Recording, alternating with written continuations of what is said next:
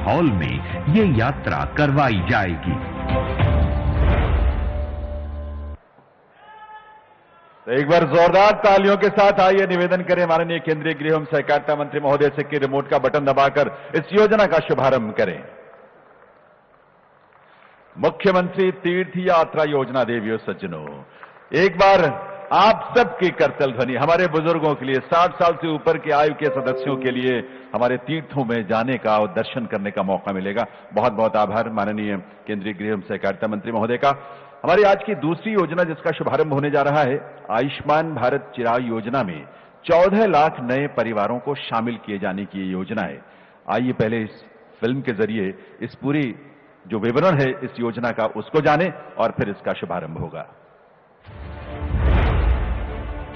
आयुष्मान भारत चिरायु योजना में 14 लाख नए परिवारों को जोड़ना, ये योजना डबल इंजन सरकार का सबसे उत्तम उदाहरण है।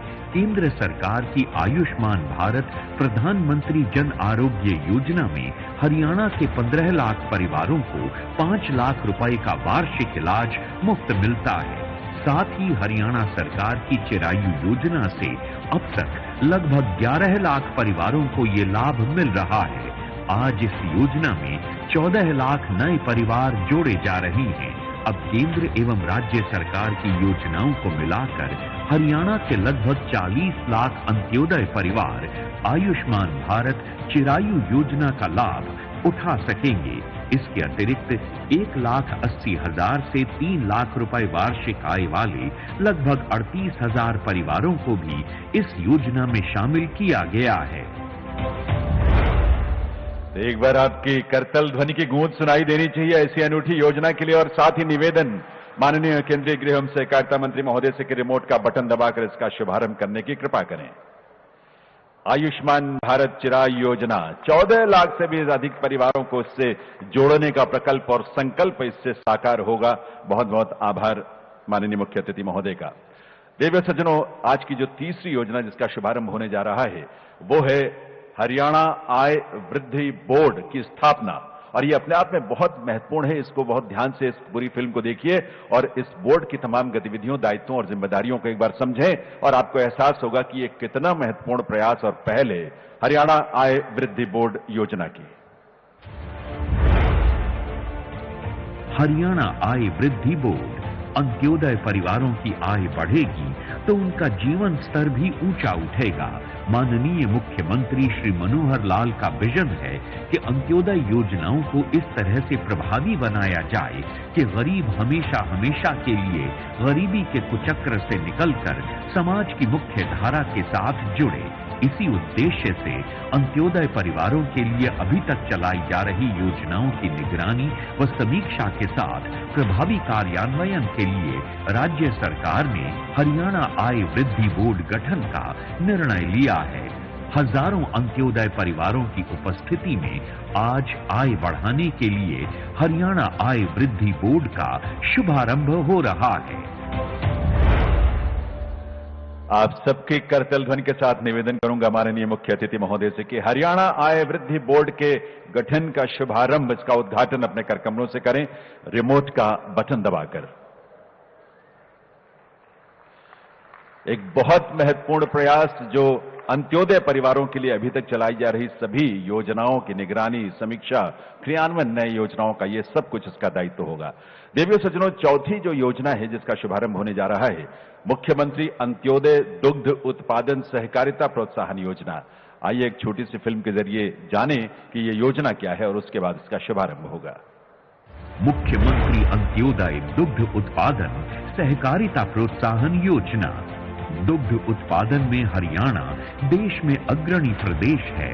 राज्य सरकार ने दुग्ध क्षेत्र में रोजगार के लिए बेहतर बुनियादी ढांचा विकसित किया है। दूध दही के प्रदेश में दूध के व्यवसाय से अंत्योदय परिवार जुड़ेंगे तो राज्य सरकार अंत्योदय परिवारों को प्रोत्साहन देगी। योजना के अंतर्गत जो अंत्योदय परिवार ऋण लेकर मिनी डेयरी के माध्यम से जब कोऑपरेटिव मिल्क यूनियन में दूध बेचेंगे तो उन्हें 1 साल तक दूध पर सहकारिता यूनियन के मूल्य से प्रति लीटर 10 रुपए ज्यादा दिए जाएंगे। अंत्योदय परिवारों के लिए एक और बहुत खुशी की बात है इस तरह की शुरुआत। मुख्य अतिथि महोदय से निवेदन है, माननीय केंद्रीय गृह एवं सहकारिता मंत्री महोदय से, कि रिमोट का बटन दबाकर मुख्यमंत्री अंत्योदय दुग्ध उत्पादन सहकारिता प्रोत्साहन योजना का शुभारंभ करें और आप सब करतल ध्वनि के साथ अपनी शुभकामनाएं जरूर दें, शामिल हो इस पूरे प्रयत्न में। बहुत बहुत आभार माननीय मुख्य अतिथि महोदय का। दिव्य सज्जनों, आज जो 5वीं योजना जिसका शुभारंभ होने जा रहा है वो है हैप्पी योजना। हैप्पी यानी हरियाणा अंत्योदय परिवार परिवहन योजना, और ये सचमुच उनके लिए खुशहाली का बायस होगा, खुशहाली का माध्यम होगा जो इससे जुड़ेंगे। और इस योजना का विवरण एक फिल्म के जरिए हम आपके सामने प्रस्तुत करते हैं और उसके बाद इसका शुभारंभ करने के लिए निवेदन करेंगे। हरियाणा अंत्योदय परिवार परिवहन योजना यानी कि हैप्पी, इस योजना में अंत्योदय परिवारों के सदस्यों के लिए राज्य परिवहन की बसों में निःशुल्क यात्रा का प्रावधान किया जाएगा। इस योजना का लाभ वे अंत्योदय परिवार ले सकेंगे जिनकी सालाना आय 1 लाख रुपए से कम है। ऐसे परिवारों के हर सदस्य को हरियाणा रोडवेज की बसों में प्रतिवर्ष 1000 किलोमीटर तक निःशुल्क यात्रा करने की सुविधा दी जाएगी। सार्वजनिक परिवहन प्रणाली में ई टिकटिंग लागू करने वाला हरियाणा देश का पहला ऐसा राज्य है। अंत्योदय परिवार परिवहन योजना के लाभ पात्रों को भी स्मार्ट कार्ड जारी किए जाएंगे जिससे वे निःशुल्क यात्रा कर सकेंगे। ये अनूठी योजना गरीब और वंचित परिवारों के लिए एक वरदान साबित होगी। हैप्पी योजना, हरियाणा अंत्योदय परिवार परिवहन योजना। निवेदन माननीय मुख्य अतिथि महोदय से इसके शुभारंभ के लिए। एक बार करतल ध्वनि जोश के साथ, उत्साह के साथ होनी चाहिए आभार के रूप में माननीय मुख्य अतिथि महोदय का, उनकी कृपा, उनके स्नेह के लिए ये योजनाएं जो उनके माध्यम से हम सबको मिली हैं। बहुत बहुत आभार माननीय मुख्य अतिथि केंद्रीय गृह एवं सहकारिता मंत्री भारत सरकार श्री अमित शाह जी का। दिव्य सज्जनों, आज का दिन बहुत सौभाग्यशाली है हम सबके लिए। करनाल की इस पावन धरा पर दानवीर कर्ण की नगरी, वीर योद्धा कर्ण की नगरी में माननीय केंद्रीय गृह एवं सहकारिता मंत्री महोदय का आगमन हुआ है। यह हम सब जानते हैं, चाहे वो प्रदेश हो चाहे देश, जब तक शांति ना हो, कानून व्यवस्था ठीक ना हो, सीमाएं सुरक्षित ना हो, तब तक विकास को गति नहीं मिलती है। और माननीय केंद्रीय गृह मंत्री महोदय के नेतृत्व में इन तीनों आयामों में जो सुरक्षा के हैं, चाहे वो सीमाएं हो, चाहे वो शांति व्यवस्था हो, चाहे वो कानून व्यवस्था हो, उनको नए आयाम मिले हैं। परिवर्तन की वो बयार हम हर तरफ देखते हैं। जम्मू कश्मीर से लेकर माओवादी उग्रवाद, पूर्वोत्तर में अशांति पर नियंत्रण, ये सारी चीजों ने एक नई आशा हम सबके मन में पैदा की है और सहकारिता के क्षेत्र में कितने क्रांतिकारी बदलाव की बयार बह रही है। एक छोटा सा उदाहरण, केंद्रीय सहकारिता मंत्री महोदय की प्रेरणा से national cooperative for exports limited NCEL की जो स्थापना की गई, गठन किया गया है, कृषि उत्पादों का जो निर्यात करेगा और उन निर्यात से जो लाभ होगा उसका 50% हिस्सा जो है लाभ का हमारे किसान भाइयों बहनों को मिलेगा। ये एक सोच है माननीय केंद्रीय सहकारिता मंत्री महोदय की। तो एक बार बहुत सारी सम्मान से भरी तालियों के साथ आइए निवेदन करें करतल ध्वनि के साथ माननीय केंद्रीय गृह एवं सहकारिता मंत्री भारत सरकार श्री अमित शाह जी का, जिनकी उपस्थिति हम सबको गौरवान्वित कर रही है, जिनके आगमन से हम सब में नई ऊर्जा का संचार हुआ है, जिनकी उपस्थिति से हम सब अपने आप को सौभाग्यशाली महसूस कर रहे हैं। माननीय केंद्रीय गृह एवं सहकारिता मंत्री भारत सरकार श्री अमित शाह जी। मेरे साथ बोलिए, भारत माता की। क्यों भाई, फिर से मोदी सरकार लानी है या नहीं लानी है? अगर मोदी सरकार लानी है तो ऐसा आवाज नहीं चलेगा। मेरे साथ दोनों हाथ उठाइए। 24 में मोदी जी को फिर से प्रधानमंत्री बनाने के संकल्प की मुट्ठी भींचिए और प्रचंड आवाज से बोलिए, भारत माता की, भारत माता की। मंच पर उपस्थित श्रीमान मनोहर लाल खट्टर जी, जिन्होंने हरियाणा में ढेर सारे परिवर्तनों का सूत्रपात किया है,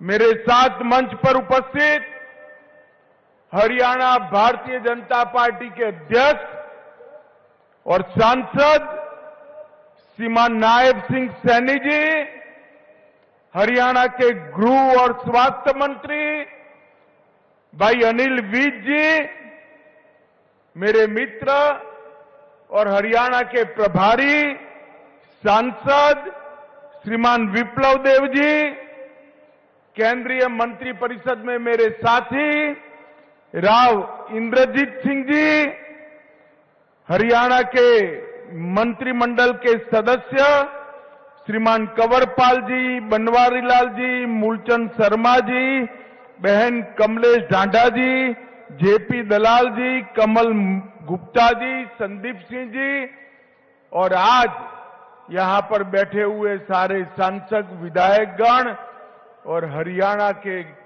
हर जिले से आए हुए इस अंत्योदय सम्मेलन में आए हुए प्यारे भाइयों, बहनों, माताओं और मेरे जिगर के टुकड़े जैसे युवा मित्रों को मेरा नमस्कार। सबसे पहले मैं हरियाणा की इस पावन धरती को प्रणाम करना चाहता हूं और आज तो मैं करनाल आया हूं। महान दानेश्वरी वीर योद्धा, अमर कीर्ति के मालिक कर्णदेव की इस भूमि पर मैं कर्णदेव को याद कर प्रणाम सबसे पहले करना चाहता हूं। मित्रों, ये हरियाणा की भूमि किसानों की भूमि है, वीरों की भूमि। देश की सेनाएं और सुरक्षा बलों को सूची को उठाकर देख ले, देश के लिए अपना जान देने वाले लोगों की सूची उठाकर देख ले तो मेरा हरियाणा पूरे देश में नंबर 1 पर आता है, नंबर 1 पर आता है। यही हरियाणा है जहां गीता को भगवान श्री कृष्ण ने करोड़ों लोगों के कल्याण के लिए उद्घोषित किया। यही हरियाणा है जो कृषि और डेयरी का कीर्तिमान गढ़ने वाला राज्य बना और यही हरियाणा है जो भारत की भूख मिटाने के लिए अन्न का भंडार बनकर समग्र देश के गरीबों के पेट में अन्न पहुंचाने का काम करता है। ये हरियाणा की भूमि को मैं बार बार प्रणाम करता हूं। मित्रों, आज 5 नई जन कल्याणकारी योजनाएं हैं। उसमें एक योजना है मुख्यमंत्री तीर्थ यात्रा योजना। मैं आप सभी को कहता हूं कि हम सब देश भर के लोग सालों से राह देखते थे, मांग भी करते थे और प्रभु प्रार्थना भी करते थे कि 550 साल से अपमानित अवस्था में बैठे हुए रामलल्ला को अपना भव्य मंदिर मिल जाए। मुझे बताओ माताओं, भाइयों, बहनों, अयोध्या में मंदिर बनना चाहिए था या नहीं बनना चाहिए था समय पर? एक कांग्रेस पार्टी ने आजादी के इतने सालों तक राम मंदिर को लटकाकर, भटकाकर, अटकाकर रखा। हरियाणा वालों ने मोदी जी को दूसरी बार प्रधानमंत्री बनाया। मोदी जी ने इसका भूमि पूजन किया और 22 जनवरी को उसकी प्राण प्रतिष्ठा भी नरेंद्र मोदी जी करने वाले हैं। मेरा आप सभी से आग्रह है कि अपने परिवार में जो बुजुर्ग है, ये तीर्थ यात्रा योजना का फायदा लेकर सभी के सभी लोग पहले रामलल्ला के दर्शन करने जाए, ऐसा मेरा आप सभी को आग्रह है। मित्रों, नरेंद्र मोदी सरकार केंद्र में और हरियाणा में मनोहर लाल खट्टर की सरकार, ये दोनों भारतीय जनता पार्टी की सरकार ने देश और हरियाणा को ये 9 सालों में आगे बढ़ाने के लिए कोई कसर नहीं छोड़ी। देश में मोदी जी के नेतृत्व में 7 IIT बने, 7 IIM बने, 15 एम्स बने, 390 यूनिवर्सिटियां बनी, 700 मेडिकल कॉलेज बने और 54,000 किलोमीटर नेशनल हाईवे की रचना नरेंद्र मोदी जी ने की। और इसी तर्ज पर मनोहर लाल जी ने हरियाणा में 77 नए कॉलेज बनाए, 13 यूनिवर्सिटियां बनाई, 8 मेडिकल कॉलेज बनाए, 2 नए एयरपोर्ट बनाए, 16 नए अस्पताल बनाए और 28,000 किलोमीटर से ज्यादा इतने छोटे से हरियाणा में 28,000 किलोमीटर से ज्यादा रोड बनाने का काम मनोहर लाल खट्टर सरकार ने। मैं आज कांग्रेसियों को कहना चाहता हूं, विकास कैसे होता है वो समझना है तो नरेंद्र मोदी सरकार और मनोहर लाल खट्टर सरकार के एक एक दिन का पन्ना उलट कर देख लो। मित्रों, आज जब मैं यहां आया हूं तब मैं तो मनोहर लाल जी को बधाई देना चाहता हूं। सरकार की वर्षगांठ हो या हरियाणा की वर्षगांठ हो, इसको मनाने का एक गरीब कल्याण से अच्छा कोई और तरीका हो ही नहीं। भारतीय जनता पार्टी को हमारे स्वर्गीय नेता दीनदयाल जी ने एक मंत्र दिया है, अंतिम मंत्र दिया, अंत्योदय का मंत्र दिया है। उन्होंने कहा है किसी भी प्रदेश या देश, इसका विकास का पैमाना सबसे ऊपर की सीढ़ी पर खड़े हुए व्यक्ति से नहीं होता है, समाज में सबसे गरीब व्यक्ति कितना खुश है इसी से होता है। और ये गरीब कल्याण सम्मेलन, अंत्योदय सम्मेलन जो रखा है वो इसलिए उचित है कि इतने छोटे से प्रदेश के अंदर 45 लाख लोगों को ये डबल इंजन की सरकार मोदी जी और मनोहर जी की जोड़ी ने 45 लाख लोगों के जीवन के अंदर उजाला फैलाने का काम किया है। उनका एक एक कदम गरीब कल्याण के लिए आगे बढ़ा, एक एक निर्णय गरीब कल्याण के लिए आगे बढ़ा और 40 लाख गरीब परिवारों को ऑटो मोड पर बीपीएल कार्ड देने का, रेशन कार्ड देने का काम मनोहर जी ने सरकार ने किया है। मित्रों, नरेंद्र मोदी सरकार ने 20 लाख किसानों को उनके बैंक अकाउंट में हर साल 6,000 रुपया पहुंचाकर लगभग 4500 करोड़ रुपया हर साल देने का काम नरेंद्र मोदी सरकार ने किया है।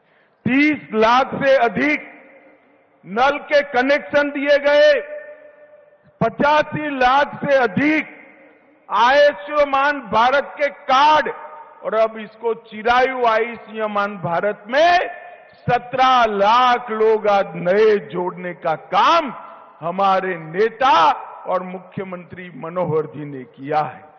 7.5 लाख से ज्यादा शौचालय बनाए, 1.2 करोड़ 1 करोड़ 20 लाख लोगों को प्रति माह प्रति व्यक्ति 5 किलो अनाज फ्री ऑफ कॉस्ट मुफ्त में देने का काम नरेंद्र मोदी सरकार की है। 28,000 घर नए बनाए और 8 लाख उज्ज्वला के कनेक्शन देकर हरियाणा को धुआं मुक्त प्रदेश बनने का सम्मान हमारे नरेंद्र मोदी जी ने दिया है। मित्रों, एक गरीब कल्याण जो आगे बढ़ाया, अब ये मनोहर जी ने आज ही घोषणा कर दी, वृद्धावस्था दिव्यांगजन सबको 2725 रुपया देते थे, नए साल में उनको 3,000 रुपया देने की घोषणा हमारे मनोहर जी ने कर दी है। मित्रों, मैं आज कहना चाहता हूं कि हरियाणा कई बातों में सबसे आगे है। हमारा किसान अन्न के रूप में सोना उगलता है, यहां के खिलाड़ी स्वर्ण पदक और रजत पदक की झड़ी लगा देते हैं। और हरियाणा देश में चावल का सबसे बड़ा निर्यातक अगर कोई बना है तो हमारा हरियाणा बना है। सेना में हर 10वां जवान हरियाणा से जाता है और एमएसपी पर सबसे ज्यादा फसल अगर कहीं से खरीदी जाती है, 14 फसलों को मनोहर लाल जी एमएसपी पर खरीदने का काम करते हैं। लाल डोरों के भीतर मालिकाना हक देने वाला देश में सबसे पहला राज्य हरियाणा बना। पढ़ी लिखी पंचायतों वाला सबसे पहला राज्य हरियाणा बना। महिलाओं की 50% भागीदारी वाला पहला राज्य हरियाणा बना। सभी ग्राम घरों में पेयजल पहुंचाने वाला पहला राज्य हरियाणा बना और सबसे पहला आयुष विश्वविद्यालय बनाने वाला राज्य भी हरियाणा बना। पूरे देश में प्रति व्यक्ति जीएसटी कलेक्शन हरियाणा का सबसे ज्यादा है और देश की अर्थव्यवस्था में इतने छोटे से प्रदेश का 4% का योगदान है और खाद्यान्न देने में छोटा आकार होने के बावजूद भी देश में दूसरे नंबर पर मेरा हरियाणा है और दूध के उत्पादन में तीसरे नंबर पर है। मित्रों, 400 से ज्यादा फॉर्च्यून कंपनियों के मुख्यालय अपने गुरुग्राम में हैं और लॉजिस्टिक सुविधा देने में भी हरियाणा दूसरे नंबर पर आता है देश में, ये दूसरे नंबर में। मैं पूछना चाहता हूं हुडा जी को, हुडा जी 9 साल में ये विकास हुआ है, ये दिखाई पड़ता है या अभी भी आंखें बंद है? आपने क्या किया था? भय, भ्रष्टाचार और भूख का शासन दिया था। हुडा जी आते थे तो बेफाम भ्रष्टाचार होता था। दामाद की सेवा में हरियाणा की भूमि की नीलामी होती थी और चौटाला जी आते थे तो कानून और व्यवस्था की परिस्थिति खराब हो जाती। ये दोनों ने सरकारी भर्तियों में भ्रष्टाचार तो किया ही, अपने चट्टो बट्टों को नौकरी देने का काम किया। भारतीय जनता पार्टी की मनोहर सरकार ने जिसका मेरिट है उसके घर पर इसको नियुक्ति पत्र देकर एक काणे पैसे के बगैर नौकरी देने का काम भारतीय जनता पार्टी की सरकार ने। एक आता था तो अपने जिले का विकास करता था, दूसरा आता था तो अपने जिले का विकास करता था, मगर भारतीय जनता पार्टी ने पूरे हरियाणा का विकास करने का काम भारतीय जनता पार्टी ने किया है। मित्रों, मोदी जी के नेतृत्व में भारत को यश दिलाने का काम, अभी अभी आपने देखा होगा चंद्रयान भारत का चंद्रमा पर पहुंच गया। मुझे बताओ भाइयों बहनों, चंद्रयान पहुंचा, हम सबको आनंद हुआ है या नहीं हुआ है? जोर से बोले, हुआ है या नहीं हुआ है? G20 में सारे राष्ट्राध्यक्ष हमारे प्रधानमंत्री की वाहवाही करते हैं। राष्ट्रपिता की समाधि पर जाकर सारे देश के राष्ट्राध्यक्ष राष्ट्रपिता को श्रद्धांजलि देते हैं। हर भारतीय का हृदय गर्व से हो जाता है। अरे हरियाणा तो दिल्ली से नजदीक है। मैं आप सभी को कहता हूं, अब तो 1000 किलोमीटर घूमने की भी परमिशन मनोहर लाल जी ने दे दी है।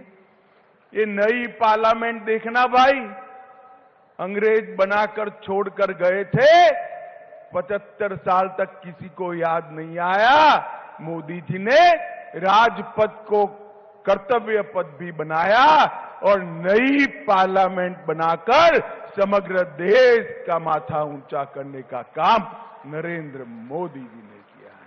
और ये माताएं बहनें इतनी बड़ी संख्या में बैठी हैं, आपका आशीर्वाद मिले भारतीय जनता पार्टी को। अब तक किसी भी पार्टी ने विधानसभा और लोकसभा के मंच पर 33% माताओं को, बहनों को रिजर्वेशन, आरक्षण देने की बात नहीं की थी। भारतीय जनता पार्टी ने मातृशक्ति को 33% रिजर्वेशन देकर नीति निर्धारण में हिस्सेदार बनाने का काम किया है। मित्रों, G20 की सफलता भारतीय जनता पार्टी की सरकार को समग्र विश्व में भारत की स्वीकृति लाने में सफलता मिली है। नरेंद्र मोदी जी को समग्र दुनिया और आज आशा और उमंग के साथ देख रहा है। अफ्रीकन यूनियन को G20 का सदस्य बनाने से ही देश भर के सभी गरीब राष्ट्रों को एक नए नेता के रूप में नरेंद्र मोदी जी को देखने का एक दृष्टिकोण मिला है। मित्रों, एक कांग्रेस पार्टी कट, कमीशन और करप्शन की पार्टी। एक कांग्रेस का हाथ आपके साथ नहीं है। कांग्रेस का हाथ हरियाणा की जनता के साथ नहीं है। कांग्रेस का हाथ जीजा के साथ था और प्रदेश की जनता बिचारी खाली हाथ थी। हमारी मनोहर सरकार ने, भारतीय जनता पार्टी की सरकार ने ये 2 कार्यकाल के अंदर हर गरीब की चिंता की, हर गांव की चिंता की, हर बीमार की चिंता की, हर भूखे की चिंता की, हर बच्चे की चिंता की, हर बूढ़े की चिंता करने का काम ये भारतीय जनता पार्टी की सरकार ने किया है। दरबारी दामाद और डीडल की ये 3D सरकार से भारतीय जनता पार्टी ने बहुत बड़ा परिवर्तन लाकर हरियाणा को विकसित राज्य बनाने का काम किया है। मैं फिर से एक बार जोर से ताली बजा जाऊं, मैं मनोहर जी को इसके लिए बहुत बहुत साधुवाद और बधाई देना चाहता हूं। हरियाणा जैसे राज्य में से करप्शन समाप्त करना, भाई भतीजावाद समाप्त करना, हरियाणा जैसे राज्य की कानून और व्यवस्था को ठीक करना बहुत कठिन कार्य था। मनोहर जी ने हंसते हंसते हंसते एक कार्य को ऐसे कर दिया कि लोगों को मालूम भी नहीं पड़ा और हरियाणा खुशहाल हो गया। माताओं, भाइयों, बहनों, अभी अभी मोदी जी के विकास, मोदी जी को देश को सुरक्षित करने का कार्यक्रम और देश को गौरव दिलाने के कार्यक्रम से डरकर एक घमंडिया गठबंधन बना है। 27 राजनीतिक दल इंडी अलायंस बनकर साथ में आए हैं। इनका काम क्या है? ये 27 के 27 दल उठाकर देख लीजिए, सारे परिवारवादी दल। किसी को अपने बेटे को सेट करना है, किसी को अपने बेटे को प्रधानमंत्री बनाना है, किसी को अपने बेटे को एजेंसियों से बचाना है और किसी को अपने बेटे को मुख्यमंत्री बनाना है और किसी को मैडम का वफादार बनना है। ये लोग भला कर सकते हैं क्या? जरा जोर से बोलो, देश के गरीबों का, देश की 130 करोड़ की जनता का ये लोग भला कर सकते हैं क्या? मैं आज यहां पूछने आया हूं, हुड्डा साहब, आपकी दोनों जगह सरकारें थी, हरियाणा में भी थी और देश में थी। सोनिया मनमोहन सरकार ने 10 साल के अंदर हरियाणा को सिर्फ 40,000 करोड़ रुपया डिवोल्यूशन और ग्रांट इन एड के माध्यम से दिया था। कितना दिया था बोलो तो भाई? 40,000 करोड़। कितना?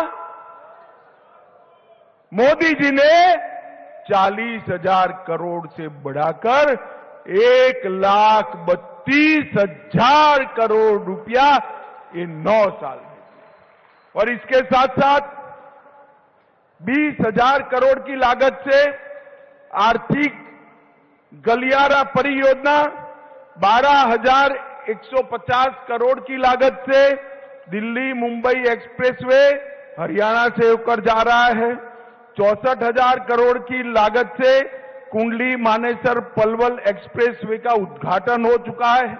19 किलोमीटर लंबा द्वारका एक्सप्रेसवे को गुरुग्राम का उद्घाटन पहले खंड का हो चुका है।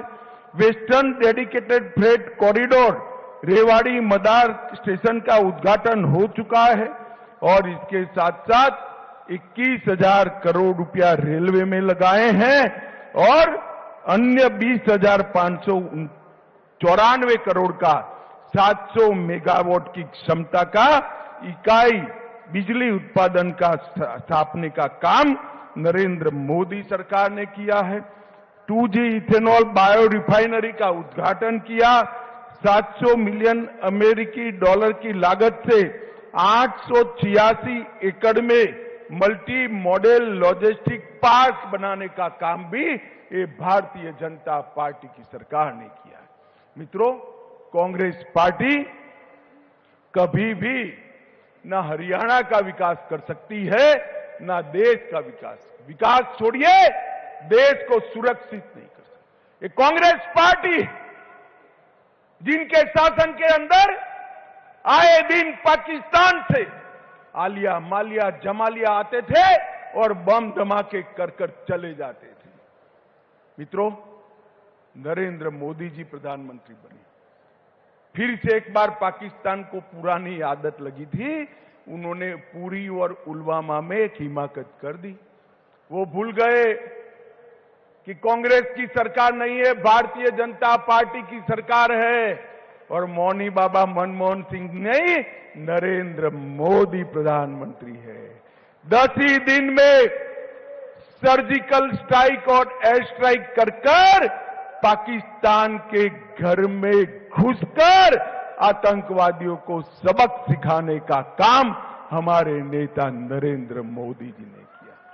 ये धारा 370 इतने सालों से अनरस बच्चे की तरह अपनी गोदी में खिलाते रहते। मोदी जी को आपने दूसरी बार प्रधानमंत्री बनाया 5 अगस्त 2019 को। धारा 370 को समाप्त करने का काम नरेंद्र मोदी ने किया। और राहुल बाबा भाषण करते थे, खून की नदियां बह जाएगी। अरे राहुल बाबा, खून की नदियां छोड़ो, किसी की कंकर चलाने की हिम्मत नहीं है, कंकर चलाने की हिम्मत। ये नरेंद्र मोदी सरकार देश की सीमाओं को सुरक्षित करने का काम नरेंद्र मोदी जी ने किया। देश की सेनाओं का आधुनिकीकरण करने का काम नरेंद्र मोदी सरकार ने किया और सीमाओं पर इंफ्रास्ट्रक्चर बनाकर हमारी सेनाओं को सुविधा देने का काम भी नरेंद्र मोदी ने किया है। और ये हरियाणा तो सेना के जवानों से भरा हुआ प्रदेश है। नरेंद्र मोदी जी ने इतने सालों से एक मांग थी 1 रैंक 1 पेंशन की, एक कांग्रेस पार्टी कभी पूरी नहीं की।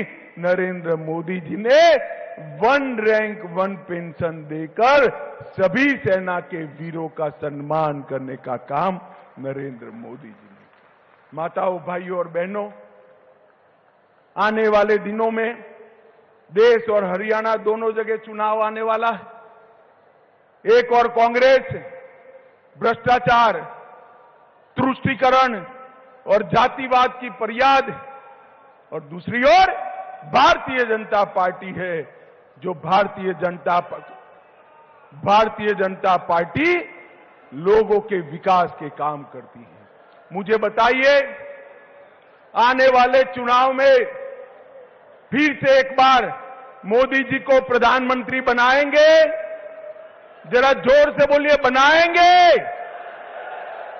कमल के निशान पर बटन दबाएंगे? हरियाणा की सभी सीटों पर कमल खिलाएंगे?